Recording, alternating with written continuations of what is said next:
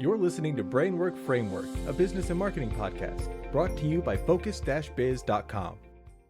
An artist, a researcher, a nonprofit founder, and bug bounty hunter walk into the bar. The bartender asks, Joseph, what can I get for you?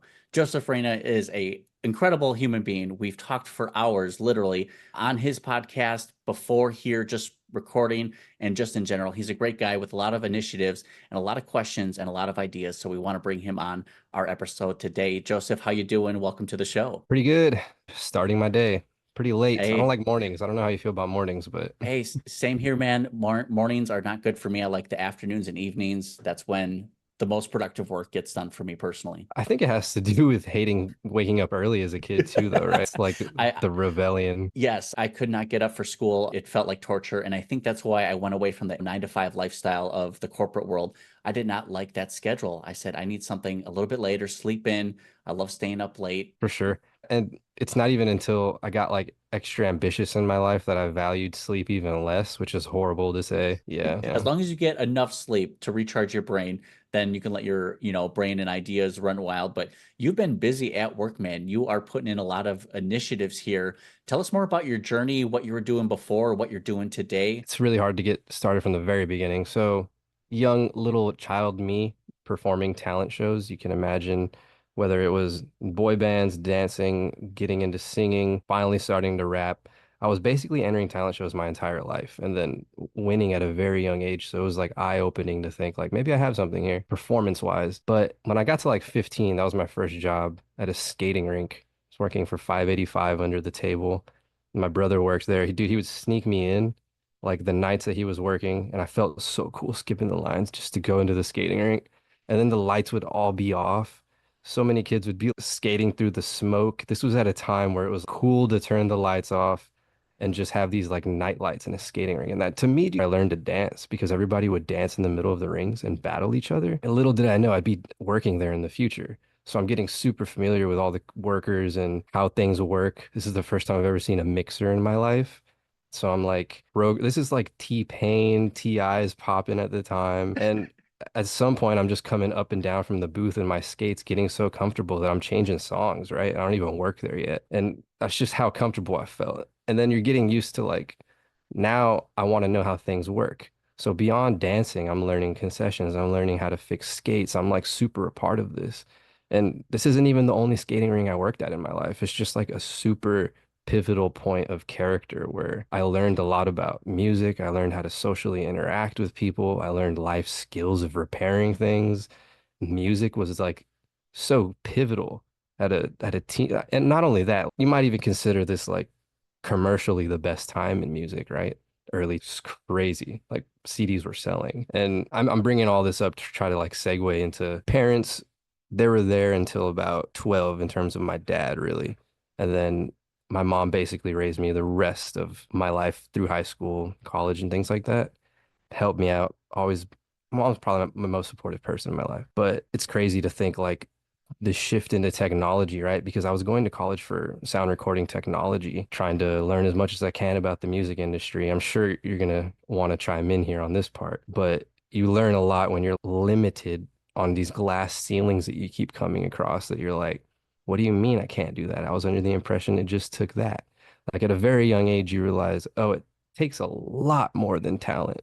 You could be the most talented person ever. I see talented people everywhere, dude. I can't read music, right? And I consider people who can read music extremely talented, by the way, like being a musician, but performing, being able to talk on a microphone, marketing, all these crazy things that nobody thinks about as an artist. And then it really puts in perspective as I'm getting more business acumen, I'm like, this is why they prey on people that are young.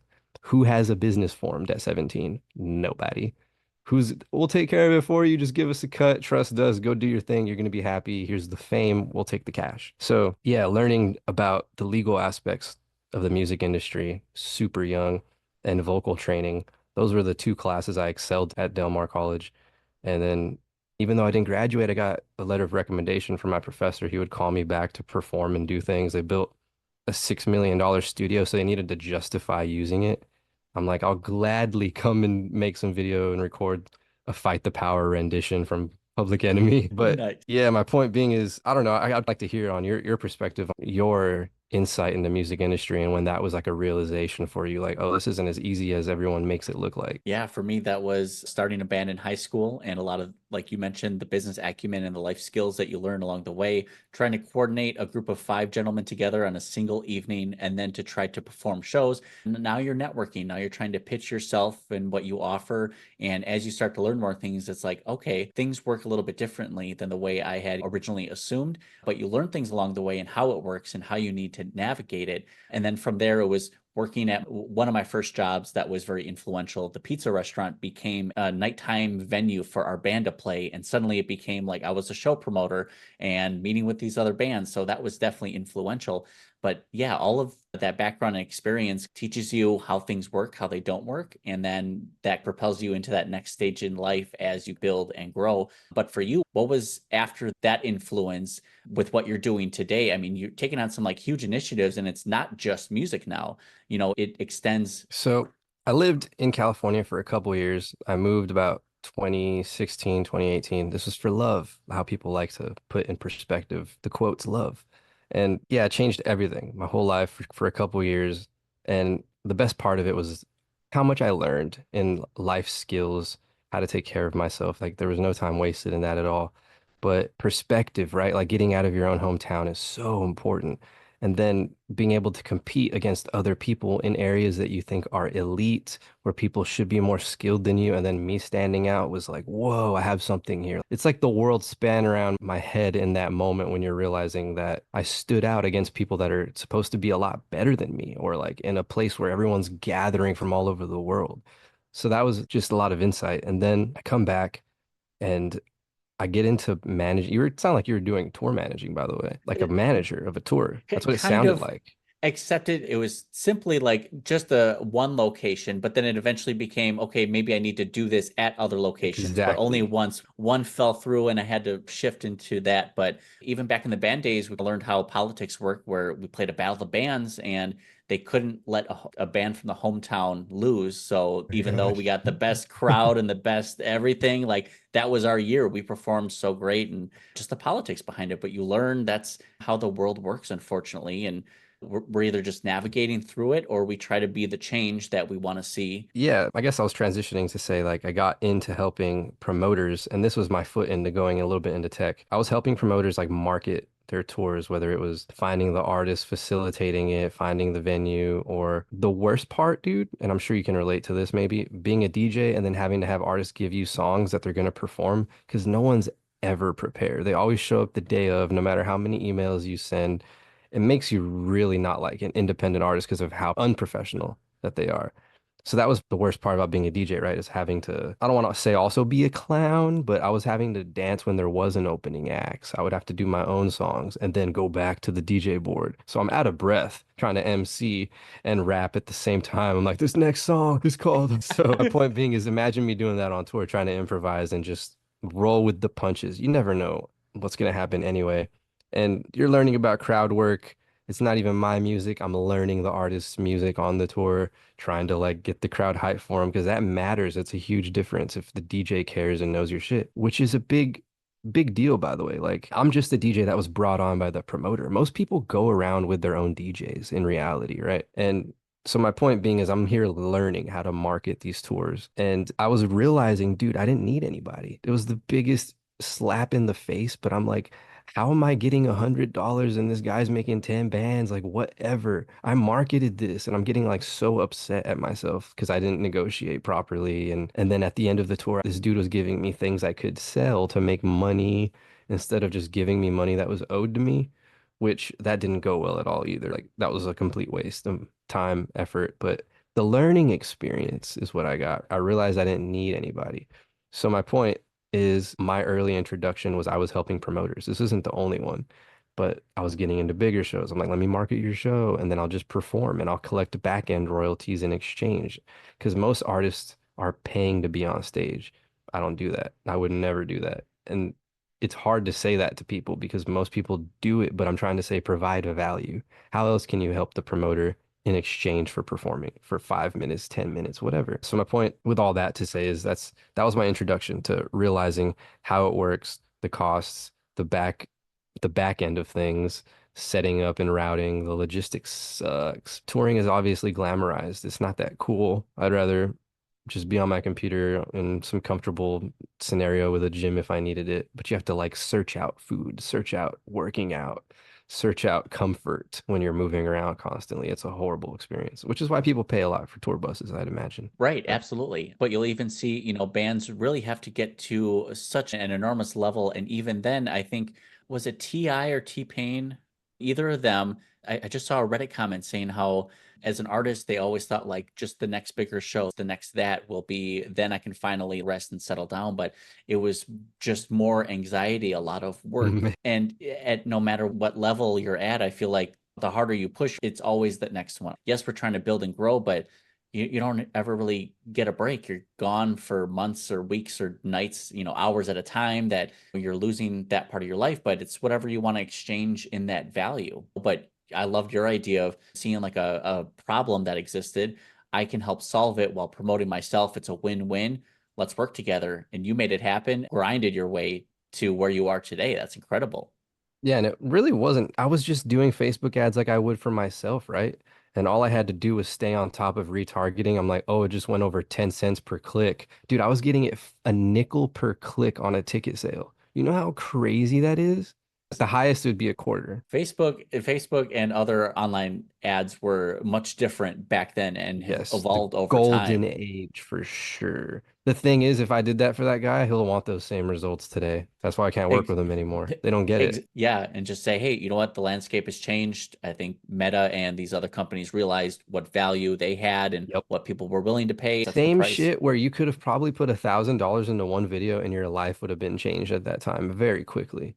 Yes, Yeah. just that initial boost, that push Yep. in front of Everyone the right knows of you people. now. Interesting. It was Yeah, such a different time period. yeah. It seems like just everyday things seem to be getting a little bit more difficult, or the landscape changes, that we're all trying to just be creative in how we solve that problem. Now there's just different solutions that we need to try to True. consider. Yeah, that is super interesting. So continuing on there, I guess, about 2018, 19, after I've been DJing consistently, like this is what I'm doing all day, all the time, and I'm thinking like, wow, in perspective, it looked really cool. Like I'm living somewhere amazing. I'm constantly busy. I'm carrying my board down the street from a high rise, going into gigs, walking into clubs, like not even in a case, bro. That's how ballsy I was, just like whatever. And then it gets to a point where I'm like, this is insane. Like I'm just trying to keep up all the time and it's not even fun anymore. I'm taking Kratom because I wanted to get through my gigs faster. I wanted time to go by faster. That was when I wanted time to go by quick. Instead of alcohol, I would give my drinks away. I don't care about it. Come visit me, come say hi. And I'd be on Kratom and it would go by super quick. But think about it. Like I didn't enjoy my job anymore at that point, if that's what I was doing. Like I was over it. So my cousin offers me a position to work for him and he moves me, like pays for everything, all my travel, and I leave Corpus. And then that was amazing for a few years before until COVID hit, obviously. But that was the bug bountying beginning of, dude, there's so many corporations. Like it was like Sony, AT&T, Verizon. The coolest ones were the DoD for sure. We were sharing an account at the time, so we were getting hundreds of bugs. We exploited where we were finding things, and then we were like organizing the reports and just smashing them, like submitting tons of them to where they couldn't even say no. And when they would, we would just send another one. So they were just forced because it was so much leaking personal private information and the military doesn't F around like that, right? So yeah, did a lot of quote service to my country, keeping it safe and protected. And then there's a lot of cool stories I can't really talk about, but that was the first time I got to see technology being sold on a bigger level, like to another company because he was being contracted by another country, another company, and then seeing tech integrated into everyday devices to know like, oh wow, I'm related to someone that made something that we all use or see or that finding exploits. Dude, there was times I would send my cousin an article and he was like, whoa, I didn't realize that there was a backdoor. And he would go make an exploit and sold it for 500,000. Literally, not even exaggerating. And I'm just like, I wish I understood what I even gave you. You know, like, how did I help? I just sent an article. That was one of the crazier times. And then fast forward 2019, everything slowly starts to shut down. Everybody's getting fired one by one around me. And I'm like, shit, something's happening. Everybody's going. Company, warehouse that we had, everything starts to dwindle. I mean, it's not like we couldn't see it coming. It's just super interesting how that played out too, because you look at all the people who benefited and the people who got the PPP loans, like the ones that got like hundreds of millions. Whoa. Like, I don't even want to throw anybody under the bus, but there were some major labels that were on there too that I was like, how did y'all get $1 billion for free? Just makes your head go sideways how much free money was given out during COVID. I didn't even get any of that. You didn't get that massive $1,200 that they sent everybody Not that was that supposed to one. last us The 4 years. the one for the corporations is the one I'm talking about. Yeah. Yeah, they Yeah, that got a PPP loans. And lot. that's probably why there was that big uptick in new LLCs and businesses being formed in 2020 so they could somehow funnel it back into themselves. And Yeah. it's unfortunate. Dude, yes. I've actually been talking about how I anticipate fraud in the future. I'm making a paper on this too. Is going to be corporations acting like they got hacked. That's what I think is going to happen. They're going to fake being hacked so that they can write off whatever their losses while it's really just being funneled to another account. That's why I'm thinking even with crypto, we have to find some solution to stop that from being like oh, someone took it inadvertently. We don't have a way to keep track of it. It's just gone. Poof. Got into our stuff. That's why I think it'll just be a guise like, oh, we got hacked. The money's gone. We don't know where it's at. But it's really they hack themselves and they just put it in their own pocket somewhere else. It wouldn't surprise me to have these mega corporations doing something shady. Unfortunately, it's basically written into law now, and it's legal for them to lobby their ideas and their benefits for themselves. That wouldn't surprise me for them to self-induce a hack to shift blame or any way to funnel money out. And it's just the loss. That one's a different type of, yeah, it's funny. I guess transitioning, that was me getting into tech where my cousin basically taught me everything that I do know from coding to just how to even work in a terminal. That's all because of my cousin. But my cousin's been doing it since like 8 years old, like his entire life. So everything is back of his hand. He's got screens all around him. It's embarrassing how everything is second nature to people that have been doing it. Like we're talking about Roberto. Hopefully the algorithm catches this one and he'll see this episode. It was like, But hey, you're not gonna believe it. yeah, but he was posting the other day like how old the tech that he started on, and we're talking like early 80s, I think. It's like, dude, I wasn't even around yet. So think about the level up that people have just from that early of starting on these things. Yes, and to consider how fast technology has shifted and changed over the years, that a year to 3 to 5 years go by, and suddenly you need to learn a new programming language, or you need to learn a new software, or processes change, or laws and regulations affect the way you work, and it's constantly evolving. It's got to be so tough to stay on top of those trends. Speaking of that, I have this invention. It's called Pop-Up Plaza. And did you know we don't have an accurate number of businesses in America? I did not know that. It's crazy, huh? So You would yeah, think there would be like some mass data repository for all the businesses. that's what I'm trying to do because it doesn't exist. We don't have any accurate information on that. So yeah, and then more so for mobile food trucks, there's also a big language barrier I'm trying to take into account. We're trying to communicate mainly with a bunch of Hispanics, speak Spanish, that may not want to even make an LLC, for example. So yeah, these are all things I'm trying to take into account into an app that I'm trying to develop. And in the perfect scenario, I would have a permit system built into it. I have everything like planned out. It's just how am I going to do it, you know? Yeah, yeah. Que bueno. That sounds like a really good idea. Mass exodus of companies leaving right now of Austin. And one of the reasons Really? is because of the permits, how long it's taking to get things. So I tried to figure out how do we get more people to get out into those construction fields and approve things faster if we can speed up the tediousness of the other requests, you know? Wow, absolutely. And that has to be a huge hindrance on the end Uh, result. That's huge. Speaking of the business directory and the food truck idea, there someone I know through connections has this marketing agency is basically focused on restaurants, but they have hundreds, if not thousands, of clients paying a lower monthly fee to rent this marketing service for them that provides the value that they can't do themselves or don't know how, or just someone can do it better. So I think there's a huge market for that. Just shows that any problem that exists, if you can come up with some sort of solution and execute it, wow, you want to know how I came up with that one? how did that come about? So I was driving up to a stop sign and my mom was driving. I was in the passenger seat and I'm staring at a food truck thinking, it's a mobile, but why is it stuck in a spot all day? It's a mobile food truck that doesn't go anywhere. What if it could be in multiple places at once? How do I grab that data? And then I was like, How do I allow people to monetize their front yard or like the sidewalk? And what regulations do I need to pass for zoning to allow that? What data would become available for urban development at that point if we see all the hot spots in the city where everyone's gathering, where what neighborhoods are selling food? You know what I mean? Like different things like that. If people could rent out maybe their driveway, their front yard, a way to monetize. Yeah, yeah. Yeah, that'll be like a yard B&B. Basically the food trucks are Correct. coming to rent Yes, out that correct. spot. Joseph, that is so brilliant. I love Yeah, I that. mean, if you want to cut this out, we can work on it personally. I'm not even kidding. I'll send it to you, dude. Joseph keeps sending me like all his research papers and pitch decks, and I'm just like, dude, all these incredible ideas. Like, it's so inspiring to see that you're so passionate about an idea, and then you're like, I want to put this plan together to further execute it down the road. And like, Yep. dude, that's And incredible. I got another one for you. Yeah. Another one I made is called Tool Finder. And basically this I already have the pitch deck for this one made also. But imagine you're trying to build something and you pull up your camera and you want to identify the tools you're using, exactly what tool it is, where to buy it, route you to the store, gamify it so it's like DIY industry. Everyone can see the other things you're building, have some way to compete, route them to whether it's like a Lowe's, a Home Depot, tell you if it's in stock, have it check out quickly. Now you're saving energy. You're also automating the process of something that may not be there in store. You already have it checked out. There's a lot of things that we're going into beyond the data itself. DIY industry is about to like blow up pretty soon. And you can imagine if everyone's trying to do things at home and stuck and things like that and more resourceful. But the main idea is to identify tools using AI just from the camera. Like, I don't even know what this is. What is this tool or what is that? What's the length of this? Things like that. That's super cool. I think you could marry the idea of the Google Lens with what Correct. they have going on. That would be huge on its own, the DIY community. And I love Mhm. that you make more of an engaging community aspect of it.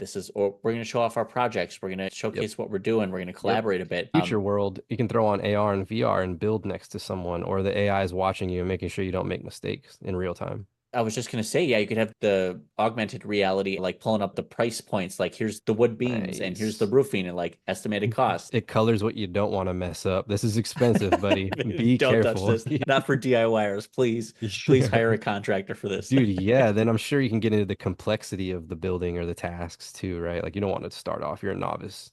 Yes, and then it can let you know like you and 30 other users around you have also, purchased shiplap in the last 30 days. Like, are you sure? That's a good point. Man, that'd be cool. A little reusable market around you. Yeah, yeah. Oh, that's even better. A buy Yeah, and sell within the DIY community. You can reduce yes. recycle. Yeah, and I definitely see with just the economy and inflation, the way it's going, many people are going to be looking towards these DIY solutions to be more self-sustaining. And I don't think a market like this existed quite like it will now with the way that the world is going to. More people are going to want to be self-sufficient, self-sustaining. And if we can make apps that bring value and make that easier for people to do, that's a winning strategy.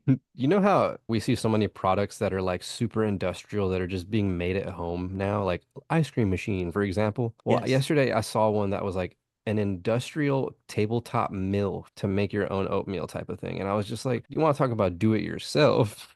Like You're right.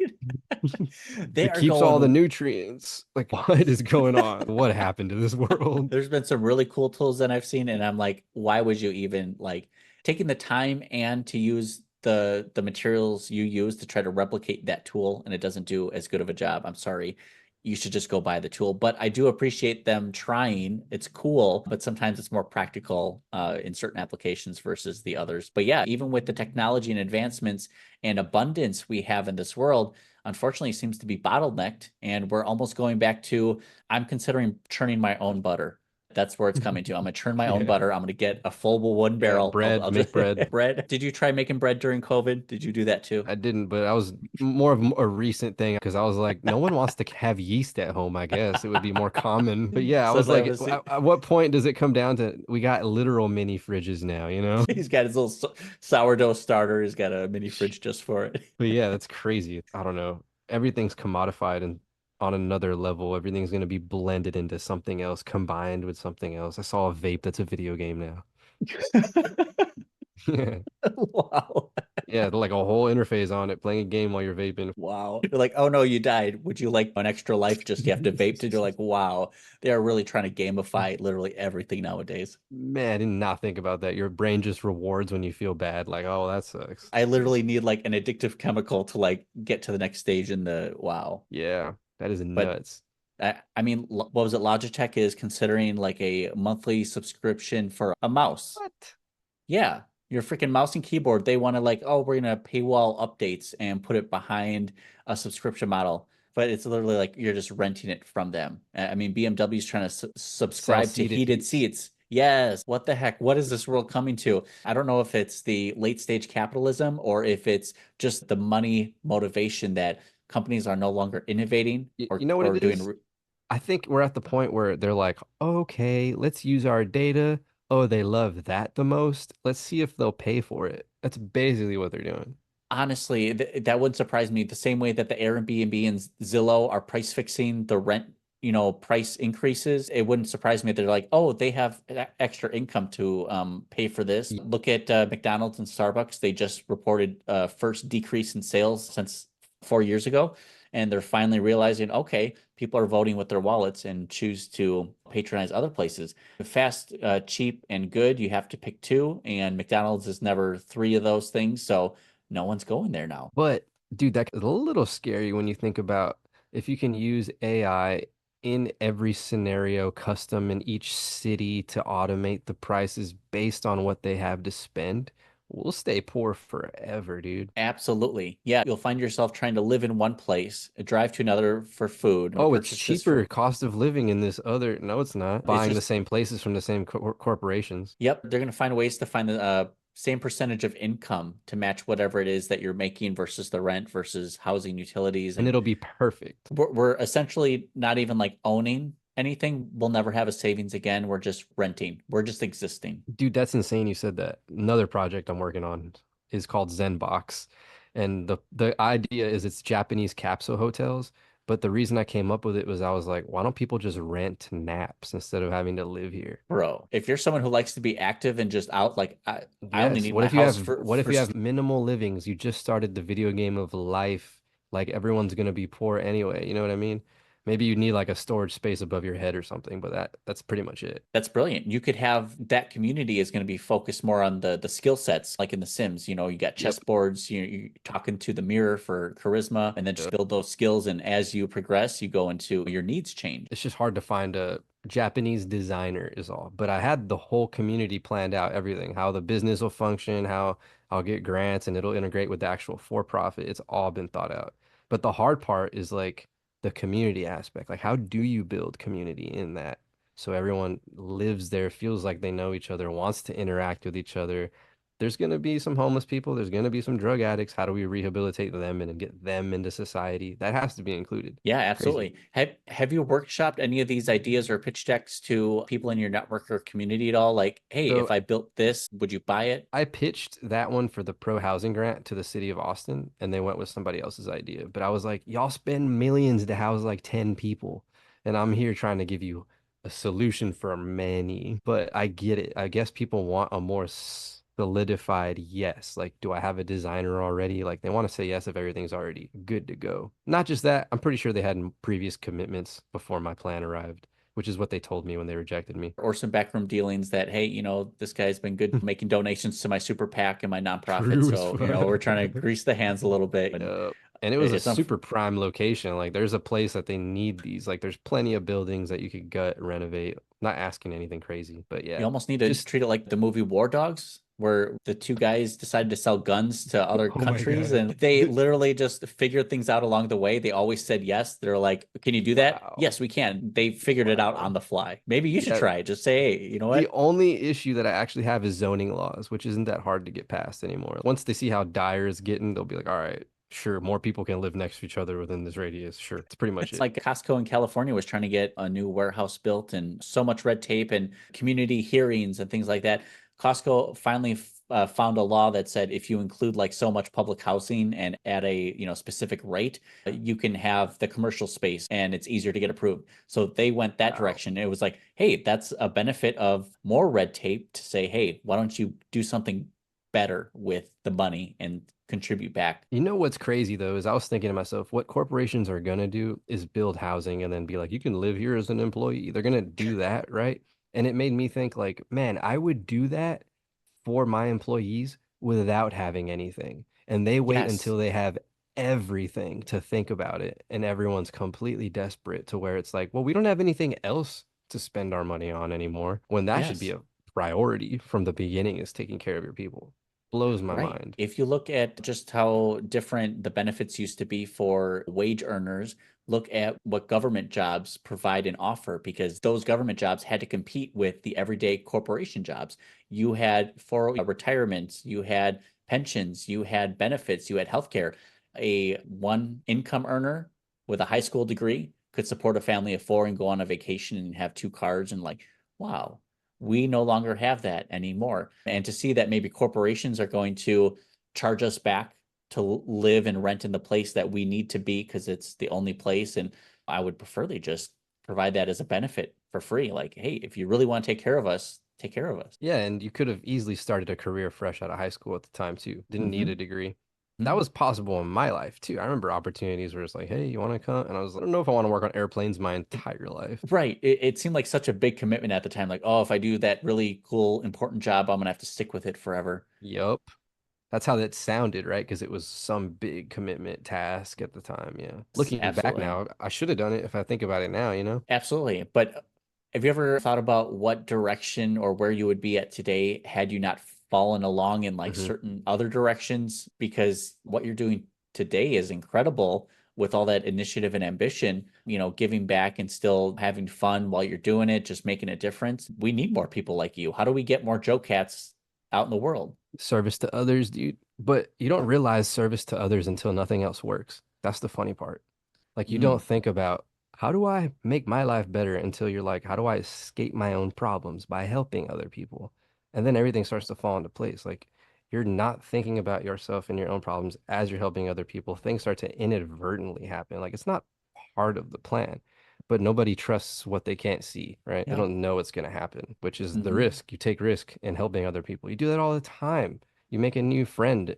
You expect this person's going to be genuine. They're not going to ruin your life, whether it's like blow you up all the time, show up unannounced. Like you're giving people permission to trust you, just Yeah. to be in your life, to be able to contact me. Think about how many important people you know that you probably don't use that phone call or reach out because it's not important, right? Yes. Like it's a It's not that super priority at the special. time. Yeah, correct. And that's just my point. You're still nurturing your relationships by not abusing them at the same time. It's interesting to think about. Absolutely. And honestly, even with the years I've been in marketing and the digital landscape and technology, even with all that combined, there's no replace for a genuine human connection, that networking.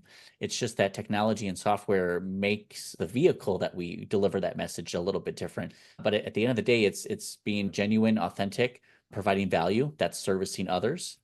I saw a Facebook comment. This was like maybe a few months ago at this point, and I responded to this coach who was complaining about the field. I literally just sent him a message. I was like, "Where is this at and what is the problem?" Dude, I sent a letter to the city.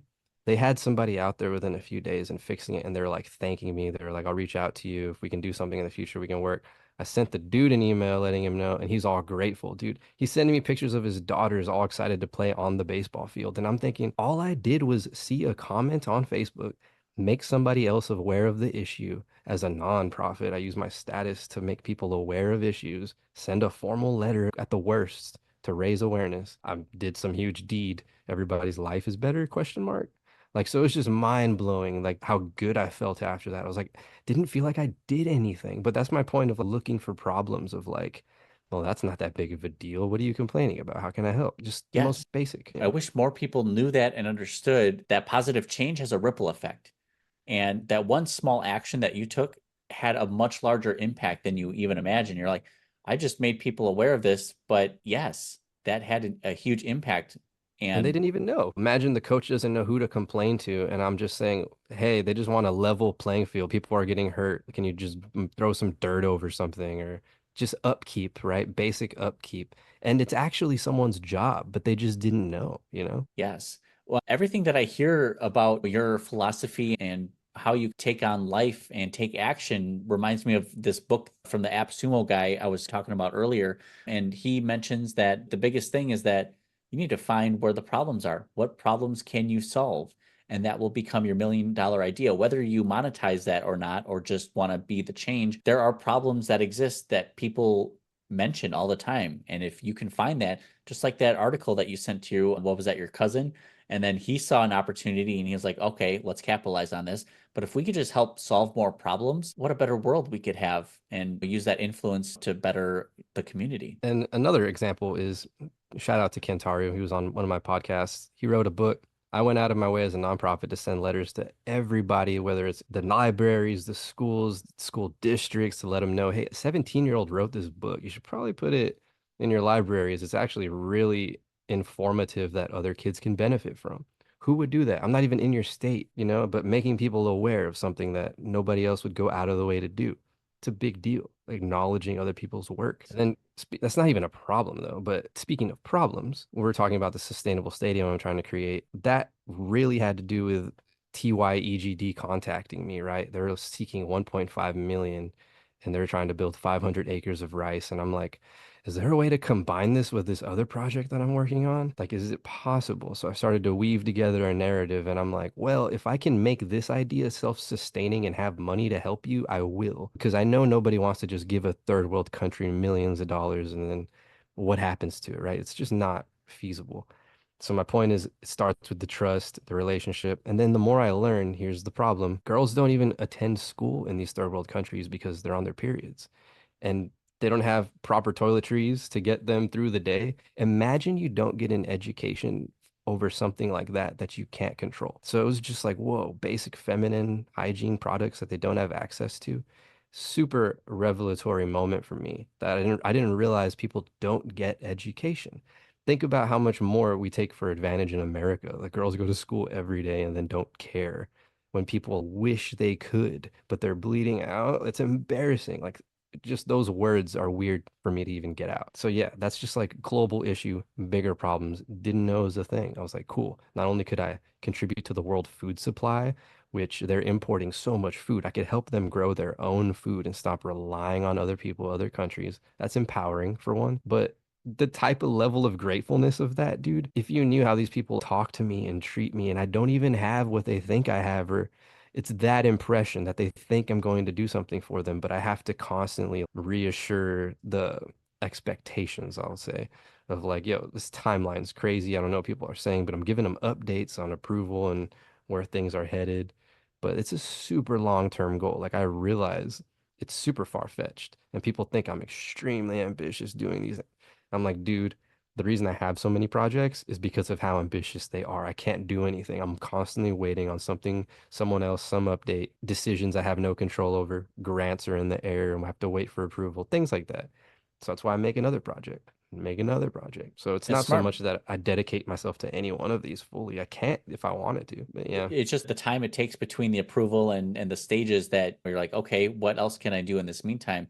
But I Yep. love that story because it demonstrates your ability to find creative solutions. You took this problem and you're like, what if we solve this problem as well and combine them? Made a win-win beneficial situation from that. And I think even further, the power of the ask, simply just asking. All this demonstrates is you had the courage to have an idea and ask, would you support this? Would you like this? Would this help Yep. you?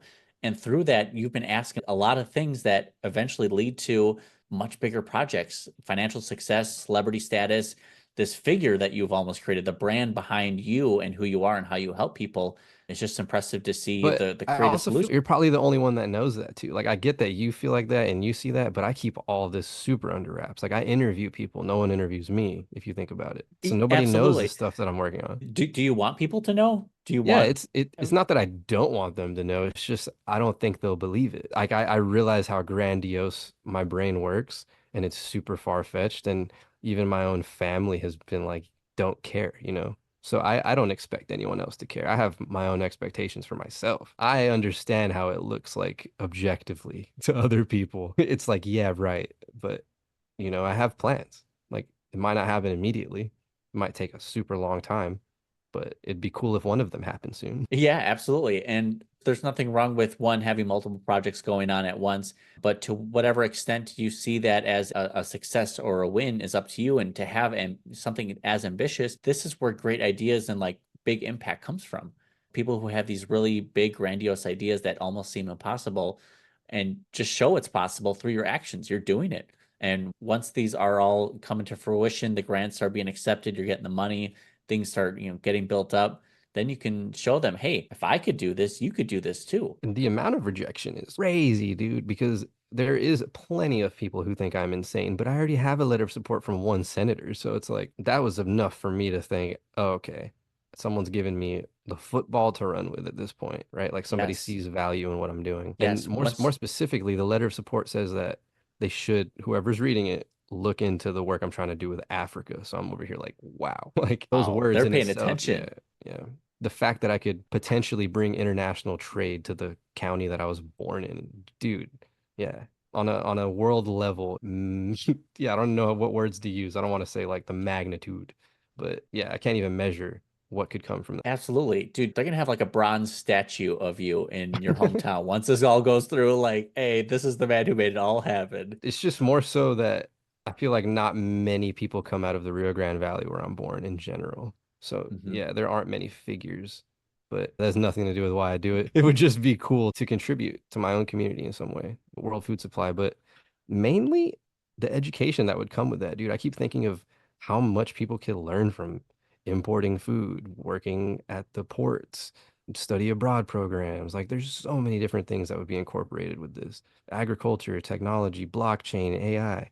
That's the future. Growing food and actually doing it mathematically and yielding things that you know are going to be substantial and healthy would be ideal. It's just that those other countries like Tanzania, they don't even allow you to import GMO equipment, things like that. GMOs, a technology is crazy. Seeds and growing methods that are patented and tied up through litigation and farmers. I mean, it goes pretty deep. But something you shared with just the technology and AI and what that brings to people, you've been doing some cool stuff with AI and data aggregation and contributing to your work. How are you using AI to benefit your nonprofit and the work that you do on a daily basis? So this is funny. I was trying to meet with a couple of industry professionals the other day because they want to know how I'm able to put up content so quick.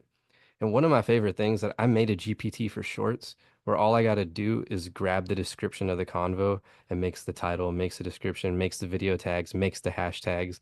It tags the person, it puts their name in everything. So I'm just like, I'm constantly trying to think of GPTs. For example, another one was if I'm constantly doing a task like reaching out to venues, here's my tour manager GPT. He already knows everything about me and all of my experience and how I'm qualified and what I've done. So you're always reaching out. So it's like if I had a profession, it's like make a GPT for every profession that would be me, right? Like if I was a marketing manager, make him me. I don't know how else to put that because I've seen other technologies and other type of GPT wannabe platforms where you are literally hiring people and you're telling them what to do, like teams of stuff. But Yeah, in this like scenario, they're actually can communicate, right? I'm sure you've seen those. yes, yes, they're communicating with each other. They can carry out objectives and tasks and stay within parameters that you give them within your custom prompting. And they can even have personalities and personas to them. You can give one, if one is more stern and uptight, maybe that's your accountant or your manager. And then the one that's more chill and relaxed, like, oh no, man, I'm the day of coordinator. No worries. That's Bob over there. He's a tight ass. Yeah, so that one, those, and then I was telling you earlier about Excel sheets, right? About how that's like the number one job that nobody wants to do right now that's most needed, and how I was using it to just in minutes give me everything I needed. But at the same time, you're gonna need a lot of data and input from those companies. So that's the other issue. I can't imagine anyone wanting to just give that away or give that up freely, sensitive stuff like that. That might be the only risky part. But I don't see why you can't make a company, just Excel company at this point. Absolutely. I'm seeing people do that all the time. Whatever problem can be solved or way that you provide value to a business, if you can demonstrate that to them, they are buyers and you can monetize that. That is the $1 million idea. It just takes you to ask, what are your problems or does this solve your problem? And suddenly, if you get a lot of yeses, suddenly you're in business. But throughout the way, you're going to get rejections. And I think something that you mentioned is the amount of rejection that you get in order to get to that next yes, it could be defeating for a lot of people. They don't have that mental strength to hear that rejection all the time.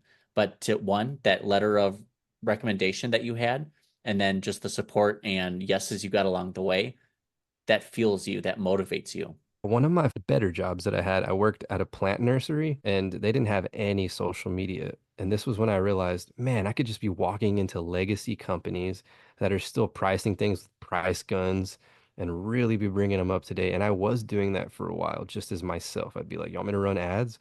Do you know what an ad is? Can I make you a social media account? How are you not on Instagram? Things like that. And I would see the results firsthand where here's a contest. If you tag blah, blah, blah, dude, it would go crazy. For a place that had no social media, I grew them to 1,000 and then I left. So I made my proof of concept where I'm like, okay, you can sustain yourself. How do all the women within your 10-mile radius have no idea that you exist? You know, certain Yes. things that are easy to prove, like a sale on one day of the week, run the ad for that one day. There's the influx. It's hard to deny what I'm doing, you know? Yeah. So that was the earliest. We're talking about AI right there. Me using social media to gain the following. And dude, here's what's crazy is I have a white paper on my Twitter, how I grew my Twitter, and it compares all of the payouts for all the platforms. And basically YouTube is still the best unless you have a large following on Twitter and you're posting long form content, then it's worth it. Otherwise, nobody's going to see it and it's not worth your time. But the point of that paper was to prove it's called the engagement first approach, which is what I use for growing the Instagram audience. And it's not that complicated. Basically, just follow people that didn't follow back. I'd unfollow them, but not without providing value. So what I do on Twitter is I'm responding to posts all the time, sarcastic, dry humor, trying to be funny on purpose. But dude, I go viral like once every 2 weeks. Maybe once every week now. I'm getting down like really. I put them in my highlights. You can go check my highlights whenever. But my point is, I got it down to like a science where if I'm providing value, if people agree with what I'm saying, I've already given you something that you want to see more of. Now I can go follow you. If you follow back, that's cool. But it's, dude, I've done it up 6.5 thousand times and it's worked. That's incredible. And you have the data to prove it. It's based on this Screenshots. hypothesis. And And I'm getting yeah. paid. Twitter's paying me. I proved I can monetize off it. So whenever people are talking crap, like you pay for that check mark, I'm like, no, the platform pays me. Oh, wow. It's that public perception. They're not aware of this, but you Yes. actually went deeper into it and said, let's do the research, back it by data, and do some results, run some Yep. experiments to see what is working and what isn't. Yep. And I put all the data, like all the screenshots from my impressions, because you have to get 10 million impressions within 3 months, if I'm not mistaken. Or is it 5 million? Something like that. That's still pretty up there, so people don't even consider that as an option. But, you demonstrated that. Joseph, we only have so much time available. We got to have you on for part 2, 3, 4, and 5 here very soon. But I want to ask if there's one piece of advice that you could share with your younger self, what would it be? I hate that I want to say start sooner. I hate that answer. Honestly, I think you're onto something there. Don't be afraid to be different because I wasn't afraid to be different, but it was more so that I took everything to heart. So whenever people made fun of me, I'd say, take it as a compliment. Take it as like somebody actually cares. You were memorable instead of being offended by everything. I love that. Yeah. That's so important just to not have this constant anxiety of what people think about you. It can Don't be afraid stunt to. you. It stunts you, dude. And I can relate to Yes. that. Like just one person says one thing and now you stop doing something. Don't ever do that. Yeah, I But agree. at the same time, though, you can be that light for somebody else in the aspect of one positive thing. Dude, you set them on another course. Their life has changed from one compliment. They didn't even know they had that Yes. ability. Thanks for telling me. That's You what know, I'm about. I'm always trying to inject more positivity and compliments into people's lives and like what a DJ would be considered like a hype man. And I'm like, hey, yep, look at you, what you're doing. Congratulations. And for that sure. sometimes is the first time or the only time that they need to hear something positive about that to continue pursuing their dream or whatever they're trying to accomplish. So true. Literally, you said could be the only time, right? Yes. And it's very true. A lot of people will hear negativity throughout their lives and never get a sliver of support.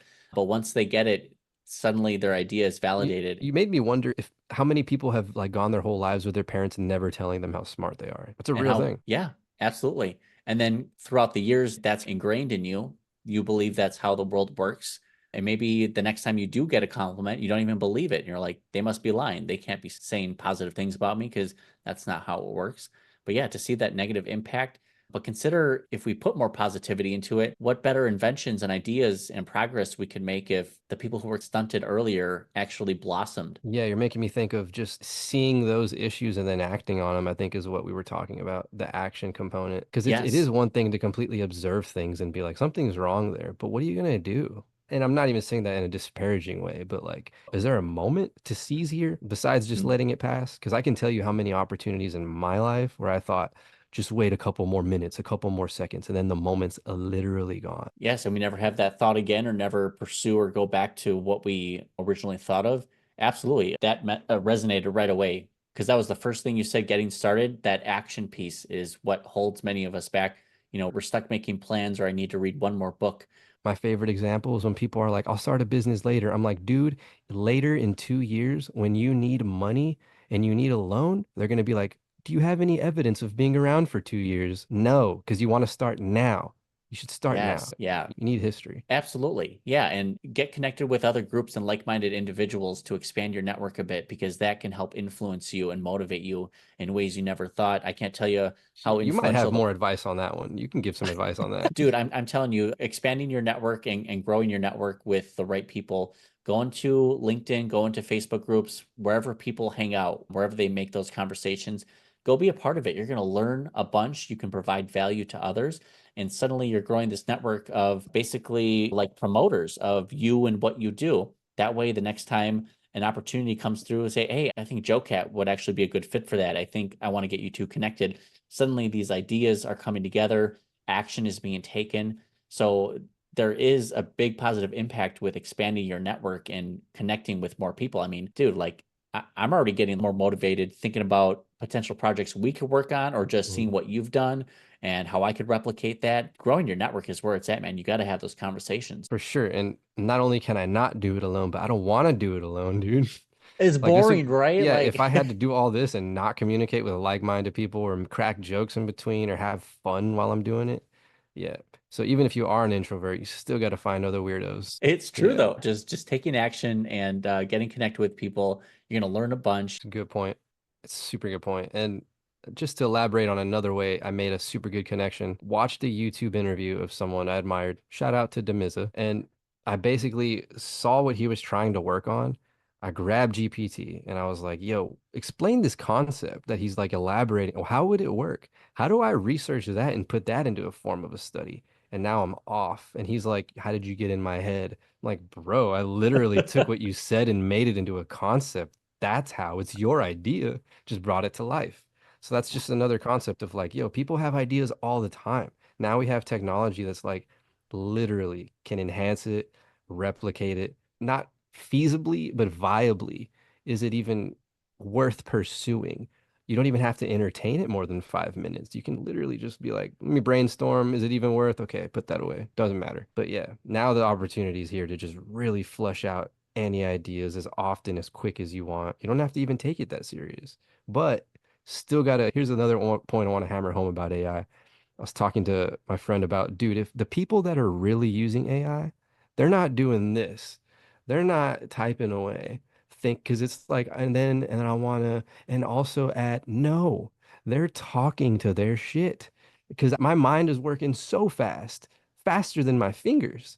If you're really using it, you're not typing because it's not even worth it. The time takes too long. So that's what I'm trying to get at is there's already another level of adoption teaching methods that people are not aware of for using this. But I've also been using it since its inception, since it came out. That's when I started working on the stadium project because I was like, oh my God, people pay a lot of money for these studies? How do I make a business out of this? And things like that. Yeah, absolutely. The adoption period with technology in general, and then specifically AI, it's being integrated into almost every software and tool that we could imagine.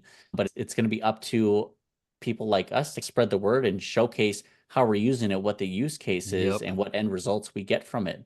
I think your key that you said is how we're using it, dude, because that's what makes it fun. If you're not having fun with AI right now, you just don't know what to ask. You don't know how to make it analyze you and learn more about you. Why am I like that? Why do I like that? What other people are like that? Are cultures like you start to compare and then you're like, okay, I understand myself better, my own instincts, my things that intrigue me, whether it's like naturally. You can go into the history on anything. Like, where does that even come from? It's really as far back as you want to go, as much interest as you want. My point is, ask me questions before you begin. Nobody tells AI that. Before you even begin, ask questions. No dud's gonna make things up if it doesn't have any parameters. So it's really Yes, just about learning how to use it. Gotta it's learn how to use it. very true. But Dude, this is philosophy 101 on another. Dude, can you imagine an AI philosophy class and you're just like, how do you yeah, ask? it just the professor How? just sits up there and it Yes. just screens and it's like Yes. computers talking to each other. Yeah, and you're just taking the class. Like, what would y'all ask? Student raises their hand. What is technology?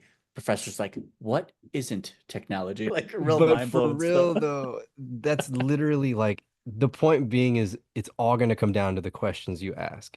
Everything. So you might as well teach people how to ask questions. Imagine a class. How do I ask questions? How do I communicate Wow. with the robot? Please, someone teach me. Seriously, that would actually be a great workshop, really understanding like how to ask questions, Let's chat host it, GPT. bro. Let's host Let's it. go. Dude, I've done keynotes. People came to those. I think we can even sell tickets if we wanted to. I really do. Dude, it's been great. That is good.